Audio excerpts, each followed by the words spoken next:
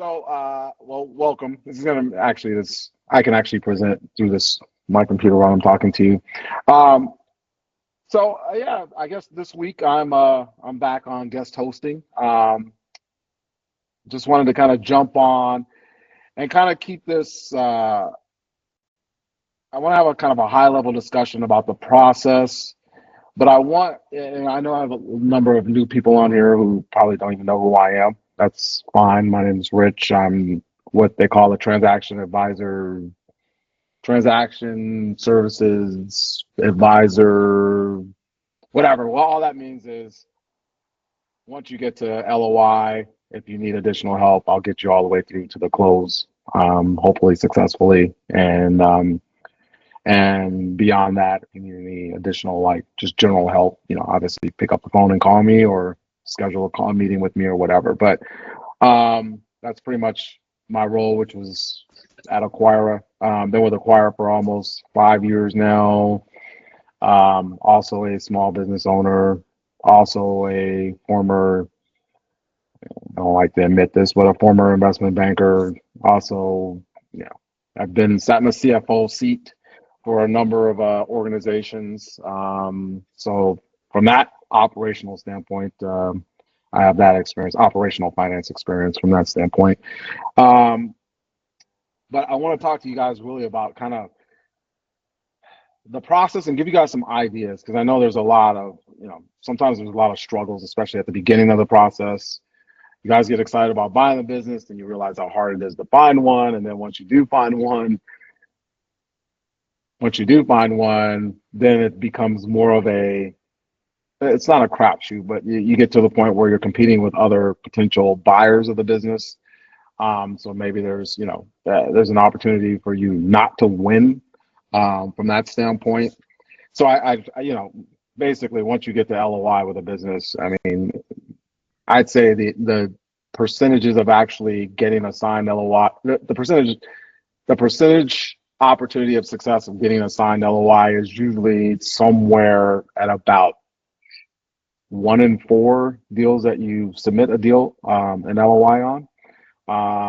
And then to get through the close from that process, once you're in the LOI phase, depending on and this is kind of what we'll get to, whether you follow the steps in a logical way, and obviously things don't always happen, in in a chronological order.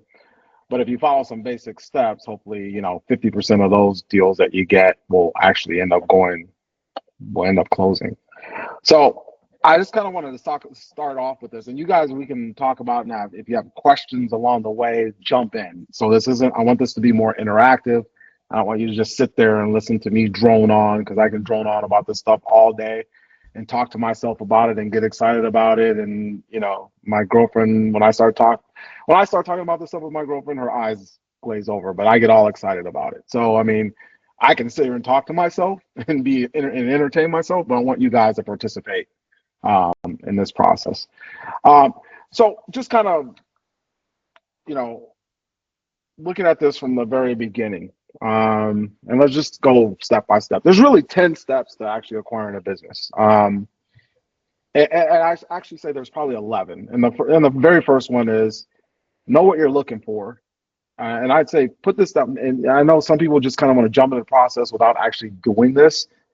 Put stuff down on paper, like what you're looking for, why you're looking for it, and what your advantage is. And I tell you why that's important. And when you talk to a broker, the brokers, their most important thing that they want to know is, well, they want to know who you are, and they want to know if you're capable of closing. And then they also want to know why would the seller want to sell to you, especially if you're coming from another industry and you have no background with the business that you're trying to acquire.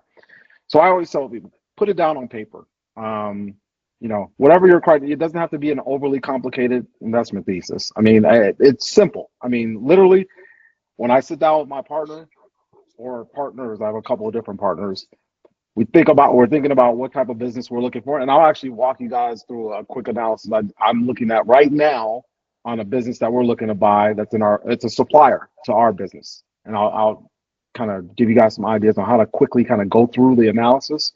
But keep it I do want to emphasize this though. When I get with my partners, we look at, okay, what industry are we looking at? What size of industry? Is there a geographic restriction on the type of business we're looking for? Generally, not for us. Um, and do we have that capability of either buying the business outright or partnering with someone to help finance the transaction? Okay, so we have that down on paper. So when I talk to a broker, the first thing I'm doing, and this is kind of getting into the whole sourcing part of it. One of the things that I do with brokers is I send them exactly what I'm looking for, why I'm looking at it, what we currently own, why we're looking to buy this thing, and what our competitive advantage is. Um, and I know there's some people out there that say put up a web page or whatever, or web page, a site or whatever that kind of lists that stuff, and that's fine. You could do that and direct brokers to that.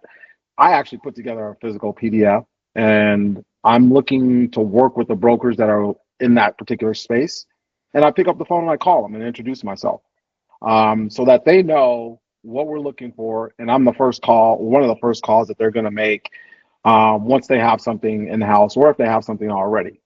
You ideally, when you're thinking about sourcing, is you want to, I know you guys jump on biz buy sell, you look at businesses, you reach out to brokers, they don't respond, you get frustrated and you're wondering what's going on. I would say this: biz buy sell is great for understanding what's in the marketplace and understanding which brokers are putting deals out there and in what industry. But your most important job, if you guys want to actually start generating a lot of deal flow, and sometimes it would be in a situation where it's not even as competitive, is get to know the brokers. I mean, find whatever space you're working in. If you're working in manufacturing, find all those brokers that are listing deals for manufacturing companies. Call them up, talk to them. You got to be top of mind with these people, because they will literally go to the same well that they've always gone to, whether it's a private equity firm. Oh, sorry about that. It's my Whether it's a private equity firm, whether it's a buyer who's bought businesses from them in the past. They're going to follow the path of least resistance from that standpoint. So I'd say find those brokers, send your information. Again, that's why I say put this down on paper. Put it on paper, send it to them. Send them your resume. Tell them why you're looking. Tell them why you would be a good fit to buy a business in this particular space. And they will actually literally, we have an AE right now who's looking at a business where the broker was about to put it on biz buy sell, but reached out to this guy first because this guy has shown an interest in buying this type of business. And he got the first call before it even went on to the biz buy sell, put in an LOI. Now he has the business under LOI. Okay, before our whole competitive bidding process started. You want to be that person that they reach out to before they have to go through the channel of trying to put it on biz buy sell, because brokers are notoriously lazy, a lot of them, and they want to do the least amount to get their commission.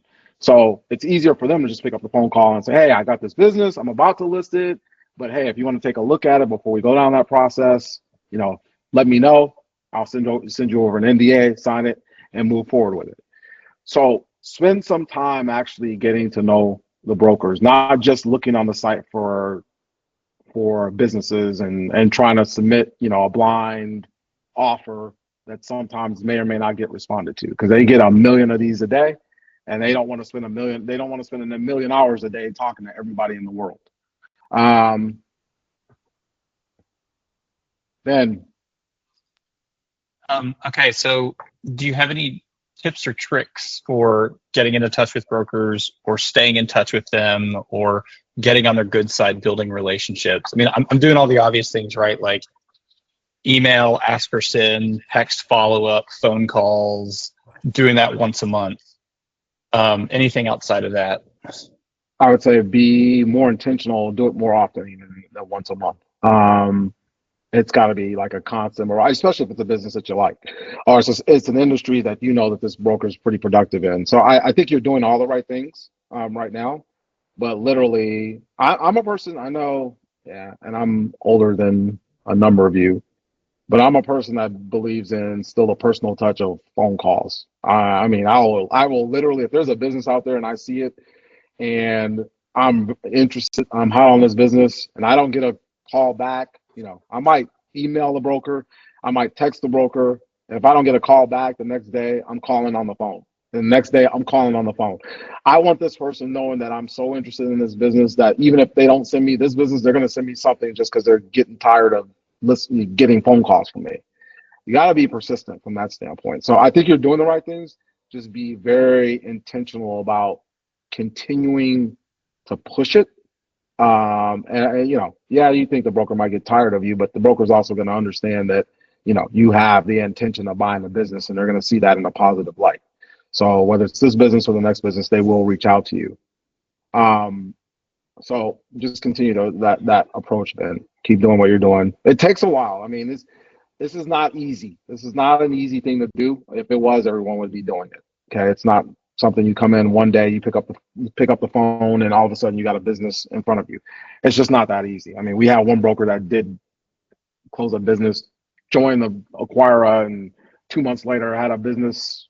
I think under LOI and almost finished and purchased, but that's rare that you'll ever see that. But that was, a special case from that standpoint. As far as the sourcing goes, so we talk about biz buy sell. You got DealStream out there. I don't know if any of you have heard of BizQuest, but BizQuest has some stuff out there. I was popping around their site today just for fun, and I saw some HVAC company in Las Vegas doing $2.4 million in EBITDA. That specialize in working with hotels. I mean, there's stuff out there. I would also say there's one other little, and there's Axial and all of these other sites. Great, start there. Again, I'm collecting, when I'm looking at these sites, I'm just collecting brokers' names for the most part. Maybe there's a business that I'm interested in, maybe there's not.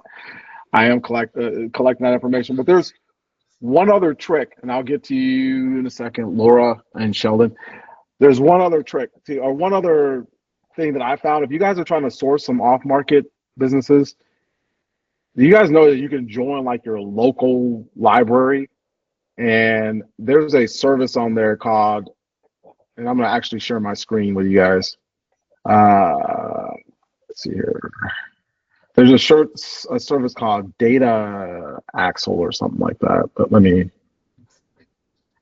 share it with you. Make sure I show you the right screen now. I got a whole bunch of them open. All right. This one.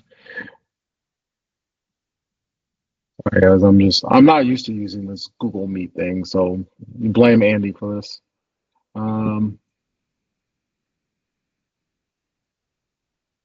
Apparently I can't even share that screen. Acquisition advisor. All right. Well, I'll figure out how to share it in a second. Oh, there it is. Okay. All right. Can you guys see this? Yeah. All right. Literally, if you have a library, this is for Maricopa County Library. I basically signed up for a library card. I never go to the library, but a friend of mine told me, he's like, just sign up for that. You can go to this Data Axle site and you can get information on any kind of business in the US that you want. I mean, literally, you can go in here and search for businesses by business name, executives' names, or what have you, and get a whole bunch of information. Let me see here. On the advanced search, you can actually go through here and basically filter for all types of businesses, local, national, and get all kinds of information on any business that you want. And I mean, it's $18.3 million, 18.3 million businesses or whatever. You can literally get this for free just by signing up for a local library card. Now, don't call me and ask me, Rich, I haven't done that. Can you go look up this information for me? Because I'm not going to do that. I don't have time for that. But seriously, if you guys go to whatever state you belong to, whatever county, sign up. Every library, I think, has access to this Data Axle site, and you can get all kinds of information on any business that you want, especially if you're looking to kind of do your own off-market sourcing. All right, let me go back here to questions here.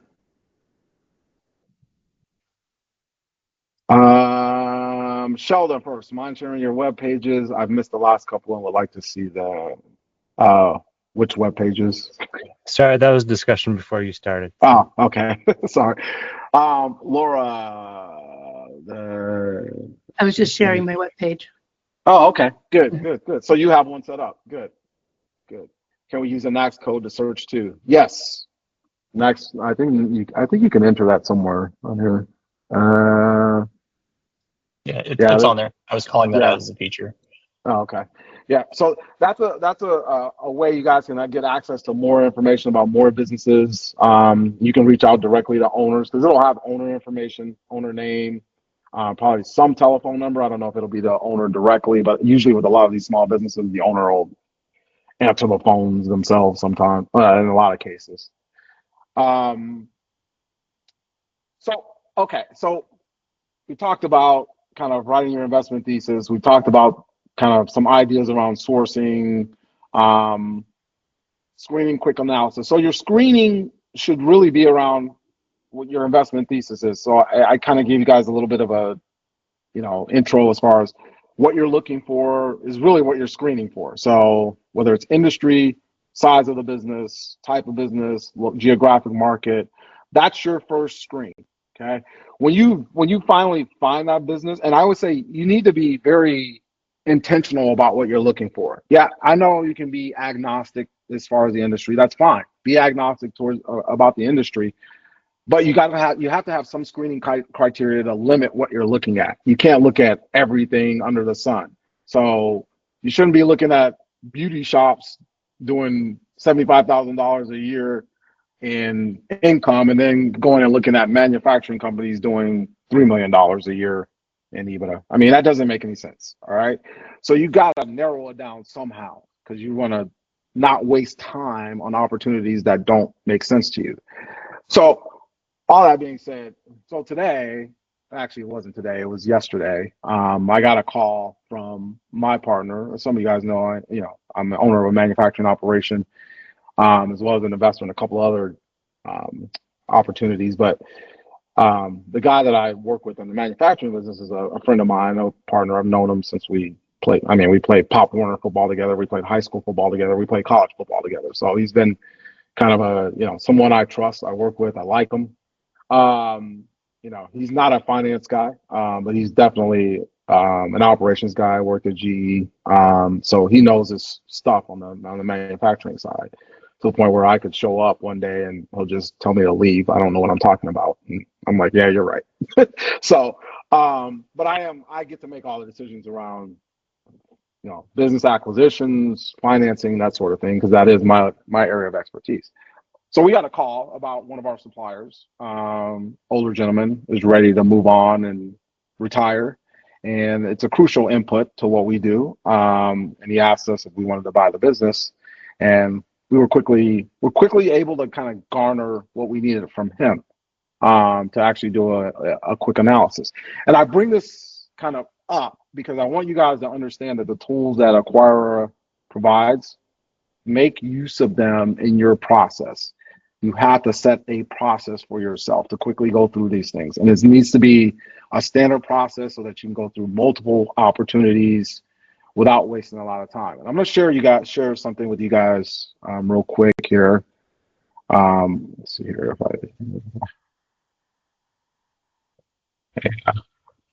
all right. So I'm going to and I'm sharing this with you guys. This is just my convoluted way of looking at things. You guys don't need to, this is essentially kind of a souped up version of the SBA calculator. Now, I don't want you guys, don't worry about all the details around this, but because a lot of this is just how my mind works. So I just like to see everything in front of me. But essentially, when you're looking at an opportunity, okay, for me, I got the guy's 3 years worth of his tax returns. I got his his financials. I already knew the industry because he's a supplier to us. I understand kind of where our synergies are going to be. We're going to be able to save some on our input costs. from that standpoint, so I can kind of make some general assumptions about it. It's a very small opportunity. The guy just wants out. I mean, they're doing, I don't know, $150,000 a year in EBITDA or whatever, but they're a crucial supplier to us. So the guy really, when we look at this thing from that perspective, I'm able to kind of get an idea of kind of what we would bid on a deal like this. And really, when you're looking at opportunities, I don't care about what the broker says these businesses are going for, what multiples they're going for. I know I get a lot of calls from you guys like, hey, how much should I pay for this thing? Should I be paying 2 to 3x or 4x? I don't care about the multiple that they're attempting to portray with the business, because multiples are more of a sell side construct. And when I say that, I mean brokers use multiples to price businesses, but that doesn't mean you should actually be buying the business for that. The main things that you should be using to kind of analyze the business to understand kind of where your pricing should be your cost of your financing, the cost of your, and I would say this from this standpoint, your cost of the capital from your investor base, whether that's you or you got partners, like what their required returns are, and then what kind of cash flow post returning in money to your lenders and your investors that you want to have or generate for yourself. Okay. And so effectively this screen is just, it captures all that and it looks more complicated than it actually is. But when I'm looking at this thing, we're looking at a business, and if you go to the purchase price box up here under the M, N, and O columns, I'm looking at this. Well, if we pay this guy about $300,000 for the equity and took on the debt that he has on his books, enterprise value for this thing is about $600,000. If we do that, if we assume some assumptions that I've kind of thrown in, if we were to exit this business 10 years or 8 years later, this is what our return stream might look like for our investors, as well as us. Does that make sense from a purchase price standpoint? Would he be willing to accept this offer?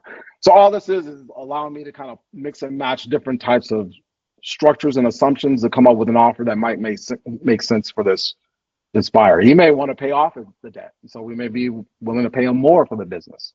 But if I'm going to assume the debt, this is what I'm willing to pay. And I have a bunch of different scenarios that I can run through from that standpoint that, well, okay, if you pay off this amount, we're willing to pay this amount. If our financing costs are this amount, this is what our returns look like. So what the bottom line is, you guys have to be comfortable using the tools that you have, and not this one. This is overkill for what you guys are looking at, but you have to be comfortable with the tools to do your analysis, to quickly come up with an offer price that makes sense, and thinking about these scenarios and screening them through to make sure that you can actually, be able to actually afford them. And so I think the idea from a valuation standpoint from you on the buy side is more about your inputs versus what the broker says the multiples for these types of businesses are going for. Because ultimately the multiples could be too high when you consider your cost of capital, you consider your return parameters that you want. And sometimes the multiples can come way down, and all of a sudden there's a lot of opportunity. You might be willing to pay a higher price, even more so. I mean, I would never pay more than what the broker wants or what the seller wants, but what I'm saying is there might be more value there than the broker and the seller can see. But you've got to be able to kind of screen through that stuff fairly quickly.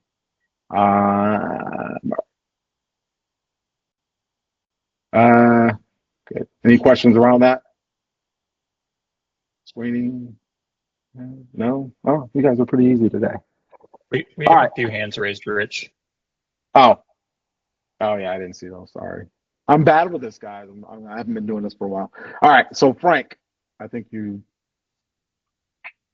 Yeah, can you hear me? Yeah, I can hear you. Okay, awesome. Let me put my head down so I don't forget. But I was just curious, you rattled off some of the websites earlier, BizQuest and some of the other sources. Are those all part of the aggregator in as far as the results that get sent over to us? That's an Andy question. Andy, Okay. can you answer that one? We scrape deals in multiple sites like BizBuy, DealStream. Actually, there's a lot. Okay. to mention, but definitely it'll be in your ClickUp deals folder. Okay. All right. Thank you. Donata. Uh, I raised my hand a long time ago, but I'll Oh, go ahead and say what I was going to say. oh, But I okay. actually was going to say that that it's awesome that you found Data Axle in the library, because I actually paid for leads through Data Axle, and I wanted to they you can put in once you sort out your acquisition criteria, they can find you exactly. I bought like a list, I paid $500 for it, and they gave me like 3,000 companies across the United States. That was before I knew what I was doing. I'm a Yeah. little bit more, like I'm a little bit more specific now, but if I don't know if everybody has access to that in their library, but you can definitely pay for the service if you don't. Once you get your acquisition criteria streamlined, and like your specific buy box, you can just go and call them or email them, I think, and the representative will call you back and walk you through it and sort it out and tell you exactly how many leads and exactly how much it costs. No. Oh, okay. Well, good. So you can actually contact someone. You don't have to look up everything yourself. But Yes, it's they'll give you a whole list. okay. Good. Thank you, Donata. Ben. Delnata, thanks for the tip. Appreciate it. Rich, I've been running into something. I've been trying to reach out to brokers, and I'm going to throw out an idea for how to deal with it, but I want your feedback on it.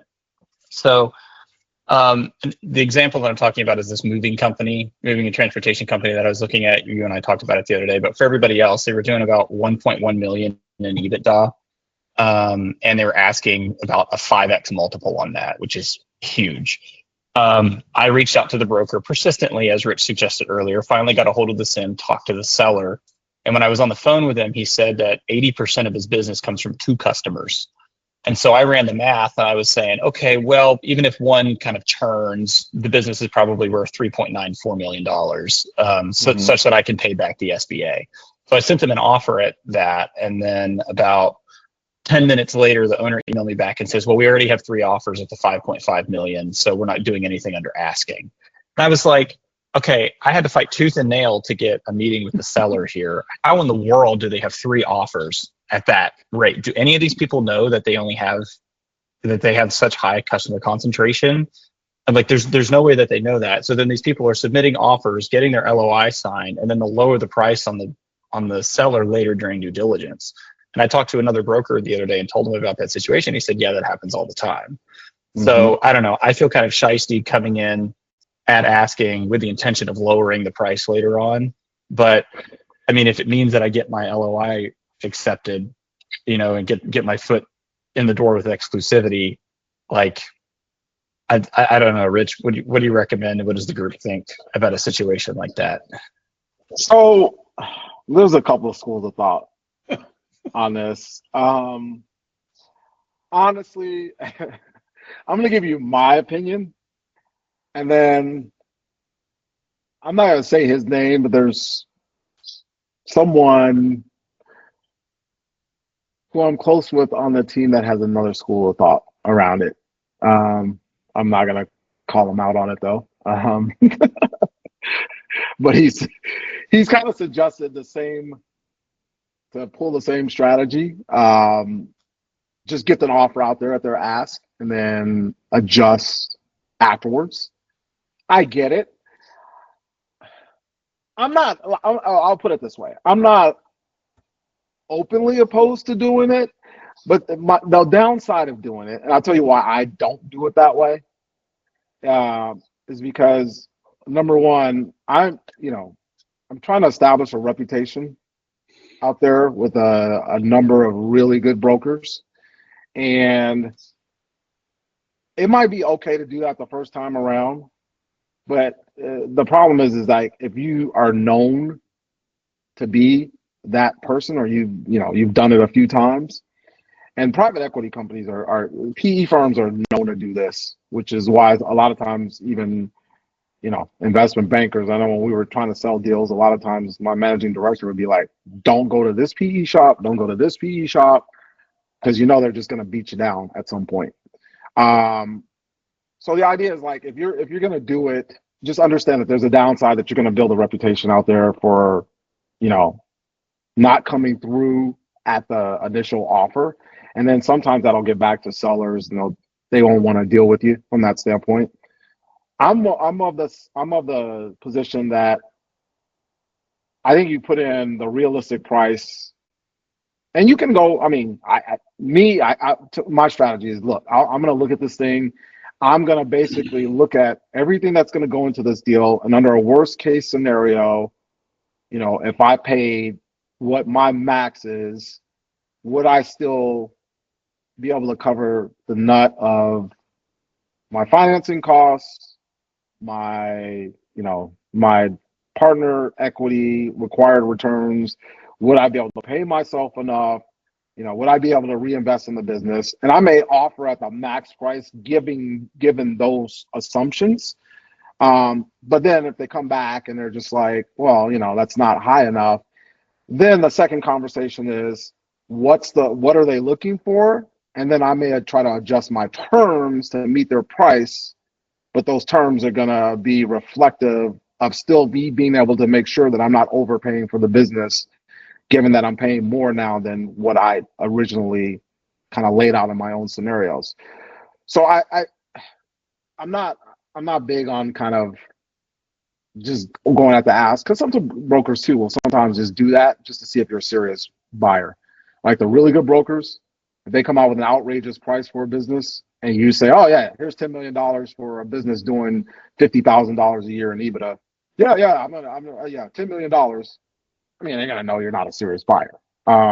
So sometimes they'll do that to actually screen out buyers, to get to more realistic buyers, to see who's got some chops, experienced chops, and that they're not just pulling their leg.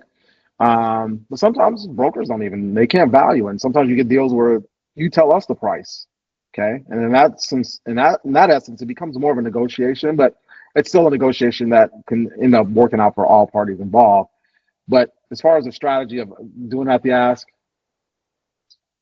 I would say this: it may or may not, if it's reasonable, and it doesn't look too far off of what a reasonable buyer would pay. Yeah, maybe do the ask because it looks reasonable. But again, that will provide, you still have some opportunity to come at retrade the price later. I just don't like going in knowing that I'm going to retrade the price, because I think it's kind of dishonest. And I think you end up hurting your reputation down the road, Rich, I heard like 3 answers there. Huh? Heard about 3 answers there. Yeah, I know, that's my political answer.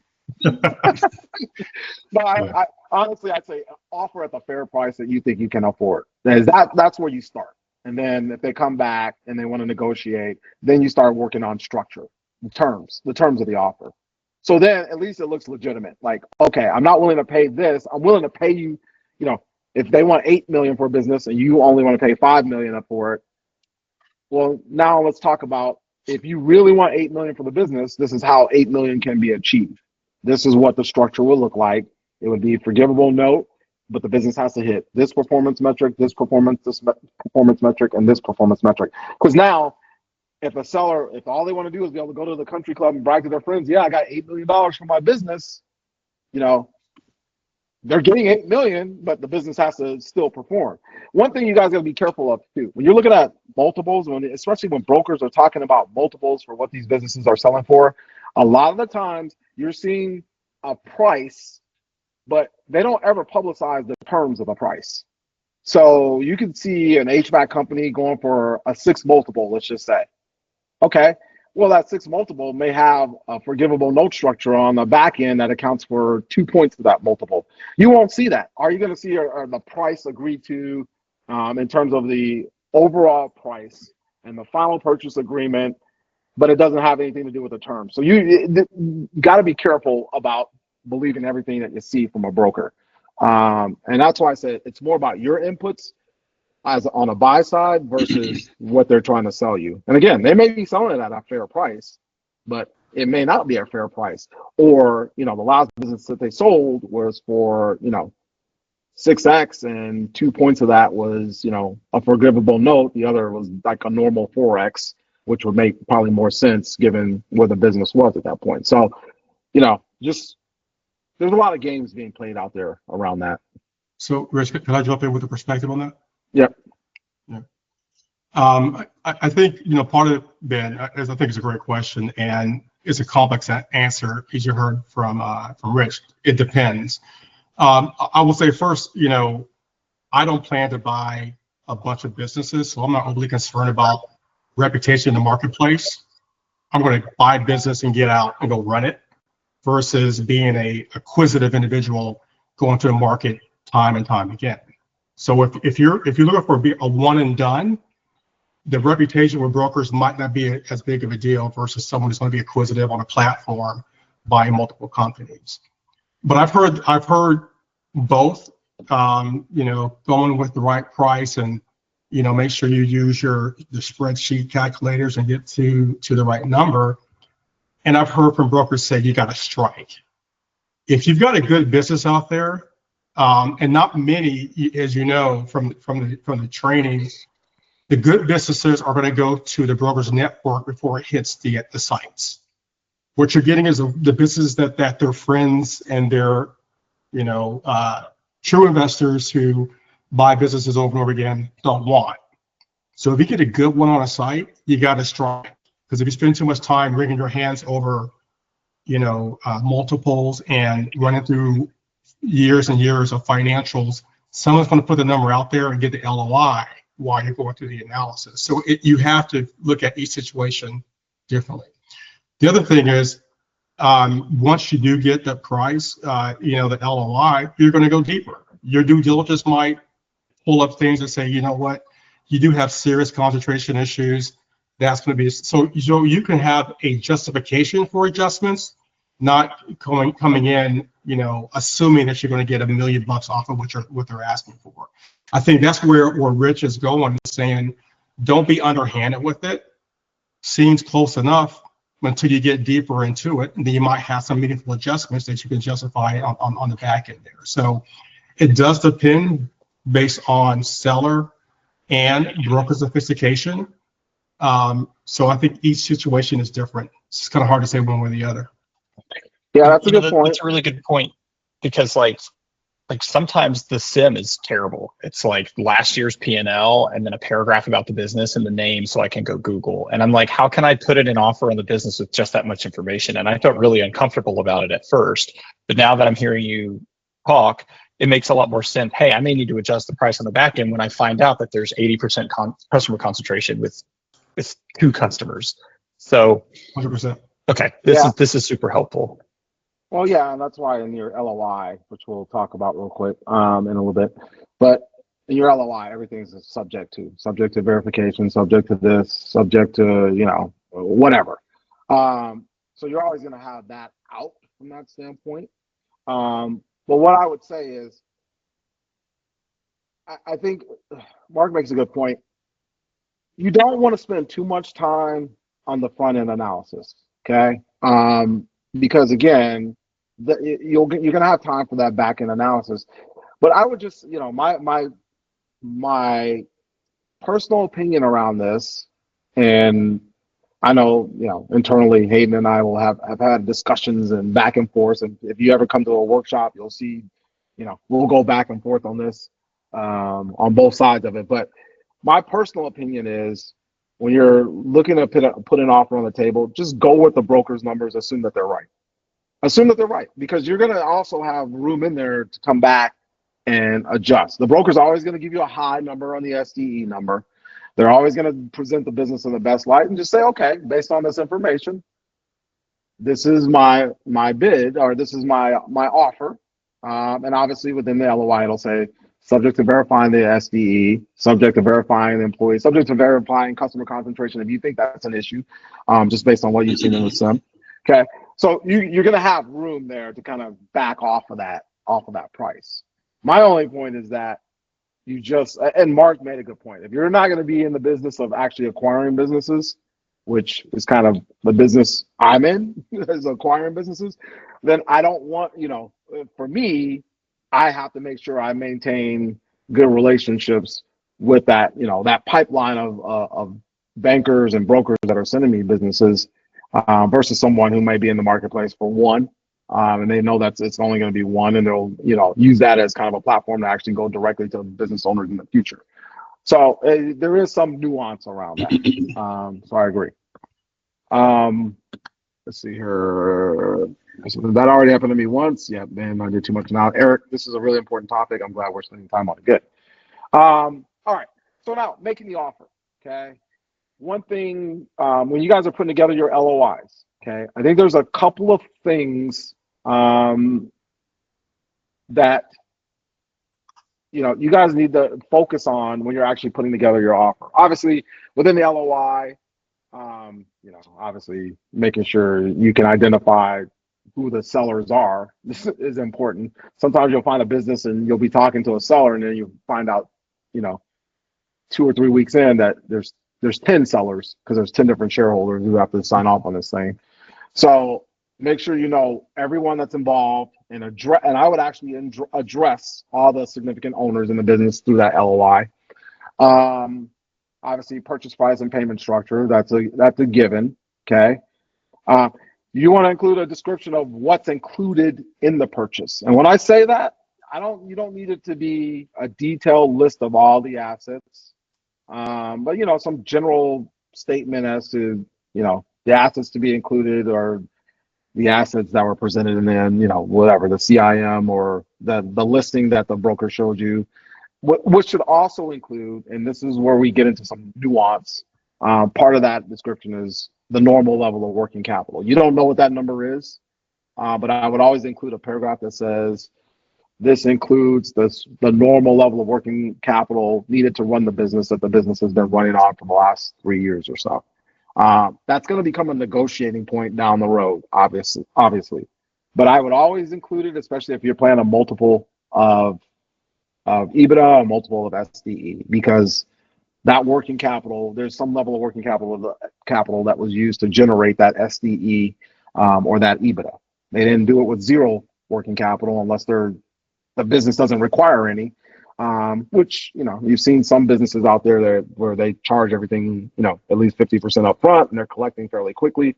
Okay, they probably have a smaller level of working capital, but there's still some working capital, unless you're Amazon and you have negative working capital, which they can do. But there's very few businesses out there like that.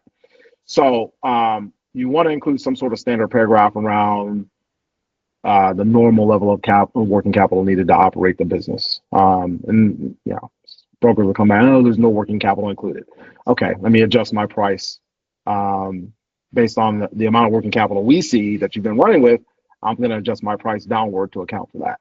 And they pretty quickly come back to the table and say, okay, well, let's talk about that. So you also want to include a timeline for due diligence and closing. The broker and seller are going to want to know that. How long is it going to take you to do due diligence? How long are we going to take to close? On the due diligence side, I would always ask for 45 to 60 days after all due diligence items have been received. You want to get at least 30 days, but I'd ask for 45 to 60, knowing that they're going to talk you down. But the point of asking or throwing in the clause, once all due diligence is received, the clock starts ticking. That kind of gives you control back over the process to a certain extent, because sometimes I've seen it in deals that don't have that clause in there, where the seller and the broker sit on the deal for 21 days. You got a 30-day due diligence period, and all of a sudden they're like, well, what's up? You only got 9 days left. Okay. You don't want to put yourself in that position. Okay. So ask for 45 to 60, probably get 30. 30 is probably enough. Because once the QOE comes back, and I would actually say if you do a QOE, that due diligence period shouldn't start ticking until you actually get the QOE back. Even though by then you pretty much have most of the information. But the QOE will normally take, if you're going to do one, usually depending on the QOE provider's workload, is normally going to take you at least 30 days. most likely it's probably going to take 45 days. So you got to make sure that you've accounted for that in part of your process, as far as kind of establishing a timeline. Closing timeline, I would say this: leave yourself, and usually the closing timeline isn't so important to this. It is to let the seller know what the expectation is, but they're not going to hold you to that as long as you're showing progress through the deal. So I usually set the closing period at about 90 days from the due diligence period. So meaning if you have a 30-day, not even 90, maybe 60 days. So maybe if you have a due diligence period of like 30 days, I would extend that like another 60 days to close, because a lot of what's going to happen in that close process, your lender is going to take up the majority of that.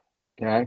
They're going to be the ones that take up the timeline for that lender to finish is usually going to be about 60 days from the time that the due diligence report comes back. They don't always need to see the QOE, the QOE report.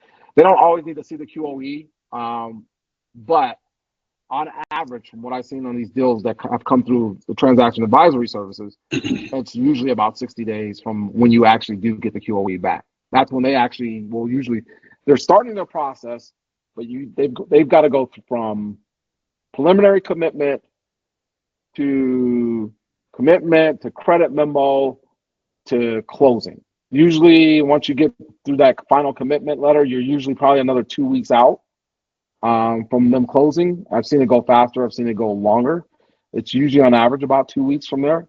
And within that process, there's still going to be questions or documentation requests that they have that they're trying to button up the file. So when you're talking with a seller, I would always say, look, this deal is going to take at least, overall, I'd say at least 90 to 120 days to be safe. If you try to say faster than that, you're only going to put yourself in a position of expectations from the seller where they're going to be pressuring you constantly. Hey, I thought we were going to close on this at this point in time. I thought we were going to close here. What's going on? What's going on? They start to get nervous and what have you. Whereas if you lay out the expectation up front, okay, everyone kind of expects that. If it happens faster, it happens faster. If it doesn't, it doesn't. Very important from that standpoint. Confidentiality, you're going to want to address that. Confidentiality and exclusivity in the LOI are the only two things within the LOI, unless there's money that changes hands. Those two items there's some legal issues around them as far as legalities, as far as what you're actually tied to. So in essence, if you break confidentiality or the seller breaks confidentiality, there could be a lawsuit issue from that standpoint. Same with exclusivity. So those are the only two areas outside of some sort of escrow monies changing hand where you're legally bound to, quote unquote, the language in the LOI. So you want to make sure that kind of confidentiality, obviously it's going to be boilerplate language. You're not going to, reveal any information. They're not going to reveal any information. Exclusivity, obviously you're going to have an exclusivity period. I would ask for 90 days. You're probably not going to get 90 days. I would not let it go. I would not give in the 30 days. If a broker comes back and says you're only getting 30 days of exclusivity, I would say you should probably walk from that deal. Because what's going to happen is you're going to start getting in through to the QOE, and all of a sudden, if they just get one inkling, if they get nervous just a little bit, they're going to put the business back on the market. They're going to start reaching out to other sellers or other buyers. Hey, you want to take a look at this business, even though you may be going down the road. So I'd say ask for 90. You'll probably get 60. 60 you can work with, because by the time you get to the 60th day, you're going to be so far down the road, they're not going to want to start over from that standpoint. And then your conditions to closing. Okay, I would include something in there around, your due diligence being satisfactory, or everything, basically the deal being satisfactory from a due diligence standpoint. Your ability to kind of line up the financing, any third party approvals from like your lender needs to be completed prior to closing, obviously. Seller transition period. use of licenses if that's needed, and any key employees that you identify within the business. If you have especially information around key employees, and you've kind of got a feel, I would ask for a seller's transition period, and I would be the one that kind of defines what that period looks like. Have them sign off on it, and obviously the details will be worked out during the purchase agreement process. And sorry guys, I'm going to take us over probably by about 4 or 5 minutes, since we didn't get started till 4 or 5 minutes later. But if you can have all that information and you're comfortable with it, I would ask for it within the LOI, because again, the details will be kind of worked out through the purchase agreement process. But seller transition period is going to be important. That's an item I always want to have in there. Whether I need that person or not is irrelevant. Most times you're going to want to get rid of the person within 30 to 60 days anyway, but you want to have a defined period kind of laid out in there that the seller has agreed to. Use of license, obviously that's going to be very important, especially from a lending standpoint. The bank's going to want to know what your plan for licensing is, if that's needed in the business. And then any key employees, if you can identify them early enough in the process, you don't need to talk to them at this point, but I would include, some sort of language in there, subject to my, this general manager or this foreman or whoever staying as part of the purchase. So I'd identify that from that standpoint and kind of drop that in there if you have an opportunity. And then obviously a termination clause when the LOI expires, or, what the responsibilities are for both parties if one wants to pull out of the deal, from that standpoint. Any questions around that real quick before we move on? Oh, no. All right. Let's see here. Was a message from Bubbles. All right. So now we're at we made the offer. Let's just say the offer is accepted. The final steps in the process, guys, and kind of where we go with transaction advisory services. Obviously, your QOE, and your other due diligence. Obviously, we provide you with a post LOI due diligence checklist. I would not only depend on that document, okay? Because that document is very generic in terms of working with a number of businesses. But if you're in a specific business, there's going to be some issues around buying a manufacturing company. There's going to be some issues around specifically an HVAC company. There's going to be issues around a plumbing company. You have to identify those issues in your due diligence process and maybe add them to those questions to your list. You want to be meeting with the seller every single week to go over one section of that list. You don't need to overload the seller because they still have a business to run. And you don't want the performance of the business suffering just because the owner is spending every waking moment in a due diligence process. So you want to set a meeting up once a week with that seller, okay? You want to take that QOE and match it to everything the seller's been telling you and what all the financials that they provided to you, matching it up, making sure everything kind of is in sync. Because within the QOE, people think you get a QOE back and you look at the bottom line numbers, you're like, oh, okay, SDE is this number, so the QOE is done, and I'm going to go ahead and buy this business based on that. No, the QOE is going to address a whole lot of issues around the business that should generate even more questions for you with the seller, okay? And you need to understand how to use that document to go deep on it, okay? And use that to generate even more questions to get you comfortable with what you're buying, whether it's around sales and marketing, whether it's around operations, whether it's around, customers, vendors, jobs, you want to be able to take all that information and use it to kind of pepper your seller with even more questions that aren't covered on that post LOI due diligence list, okay? And you got to get comfortable with that. If you're not comfortable with that, you're going to find yourself in a situation where you're not going to be comfortable once you take over the business, because you're going to use all that information to generate your business plan, which is the next step in the process, okay? Now, after you get your QOE back and you've got your due diligence done, you're going to engage your lender even more. Okay, you're going to also engage legal to start drafting a purchase agreement, but you're also going to start writing your business plan. Okay, and your business plan literally is a document. Yes, it's to cover your butt with the SBA. They require a business plan, but you should also write that plan with it in your mind that you're going to use that to help operate your business. I look at my business plan with my partner once a quarter. We go through it. Okay, are we doing what we said we were going to do for this year? If not, why not? What are the what are the restraints around the business? And then within that plan, we do our budget. We do quarterly budgets for the next 12 months. That's one thing that I actually get to be involved with the business is doing the budgeting, okay, and the planning around that and the capex spending.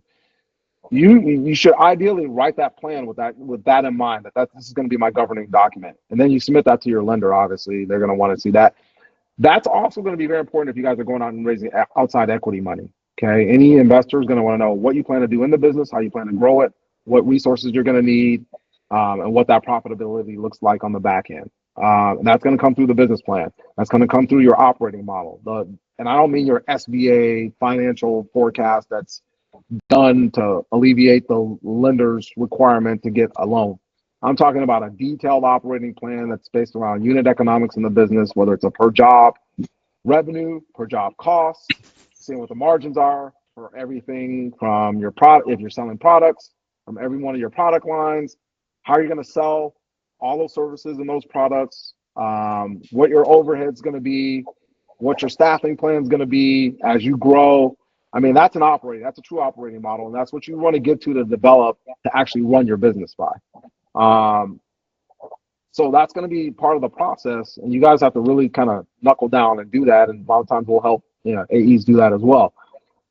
Then beyond that, you're going to come down to the end. You're going to get to the purchase agreement. The purchase agreement is going to be going back and forth with the lawyers, the attorneys, going back and forth on, working capital, seller transition. You're going to be involved with this, leases, assets that are transferring, kind of what your purchase price allocation is going to look like that you're agreeing to with the seller. All that's going to be kind of included in all those agreements. You need to review those very carefully at the end because you can get trapped on a few things. And so I would say read those with your attorney, go through them, read them through with your advisor if you have one. Okay, go through those thoroughly. Okay. Your seller transition plan is going to be very important. It's going to be worked out in the ancillary agreements. Okay, so all of this stuff is part of that whole closing process. The business is going to close, and then it's going to be like, well, now what? Okay, I own the business, and that's kind of, if we have another call, that's where Dana would take over from that standpoint. So there's a lot to the process. There's really 10 steps, but you guys, I would say this overall. Don't skip the steps that you come across in the training, because we've had an AE who's done that and a couple of AEs who've done that, and it's come back to bite them in the butt. Literally take every lesson you learn through that process, through that training, and go through it. Do not skip steps. Now everything's not going to fall in order of the training. Okay, you got to learn how to kind of adapt on the fly. But if you guys have questions about any part of the process, and if you're not using, our services or whatever, post LOI, I'm still happy to talk to you at a high level about, if you have questions around that. So feel free to reach out to me or Dana or whoever.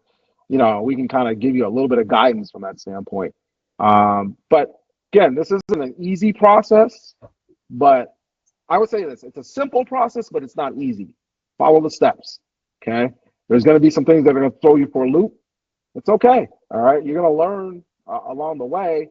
And again, if they are throwing you for a loop, don't be afraid to reach out to us and have us help you through it if we can.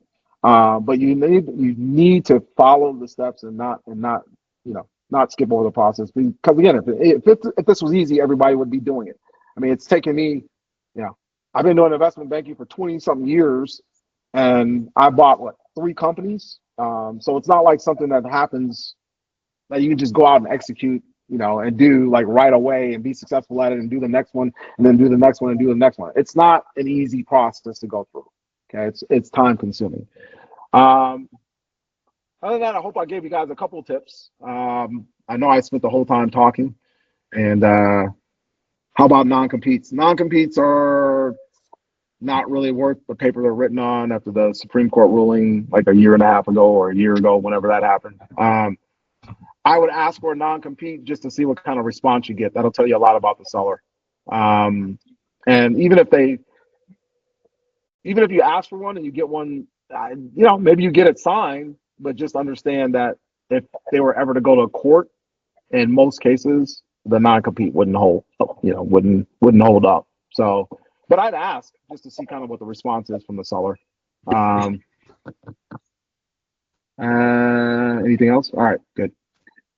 Well, non-solicitation is still valid. Yes, non-solicitation is still valid. That is very important that you get that.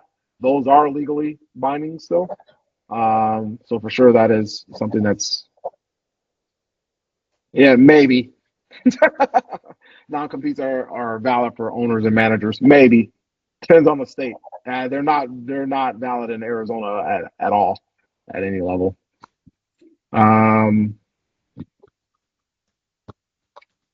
Anyone else? Any questions? Great. Hey, thanks for having me.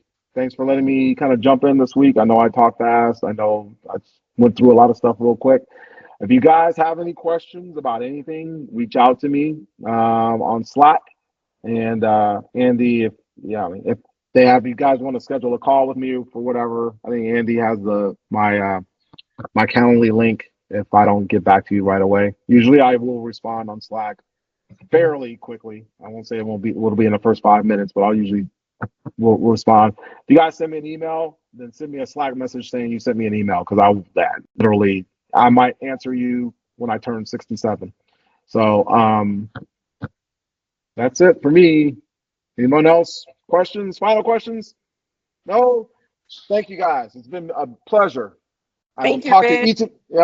to each and every one of you soon.